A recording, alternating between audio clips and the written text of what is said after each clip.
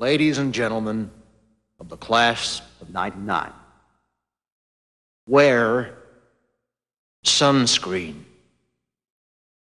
If I could offer you only one tip for the future, sunscreen would be it. The long-term benefits of sunscreen have been proved by scientists, whereas the rest of my advice has no basis more reliable than my own meandering experience. I will dispense this advice now. Enjoy the power and beauty of your youth. Oh, never mind. You will not understand the power and beauty of your youth until they've faded. But trust me, in 20 years, you'll look back at photos of yourself and recall in a way you can't grasp now how much possibility lay before you and how fabulous you really looked. You are not as fat as you imagine. Don't worry about the future, or worry, but know that worrying is as effective as trying to solve an algebra equation by chewing bubblegum. The real troubles in your life are apt to be things that never crossed your worried mind, the kind that blindsides you at 4 p.m. on some idle Tuesday. Do one thing every day that scares you. Sing. Don't be reckless with other people's hearts. Don't put up with people who are reckless with yours. Floss. Don't waste your time on jealousy. Sometimes you're ahead, sometimes you're behind. The race is long, and in the end, it's only with yourself. Remember compliments you receive. Forget the insults. If you succeed in doing this, tell me how. Keep your old love letters. Throw away your old bank statements. Stretch. Don't feel guilty if you don't know what you want to do with your life. The most interesting people I know didn't know at 22 what they wanted to do with their lives. Some of the most interesting 40-year-olds I know still don't. Get plenty of calcium. Be kind to your knees. You'll miss them when they're gone. Maybe you'll marry, maybe you won't. Maybe you'll have children, maybe you won't. Maybe you'll divorce at 40. Maybe you'll dance the funky chicken on your 75th wedding anniversary.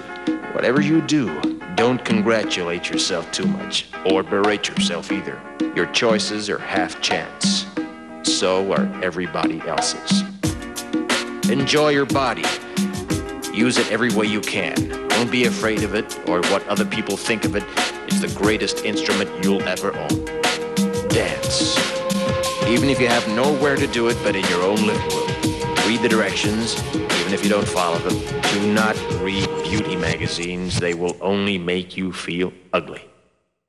Brother and sister, together we'll make it through. Someday our spirit will take you and guide you there. I know you've been hurting, but I've been waiting to be there for you. And I'll be there just helping you out whenever I can.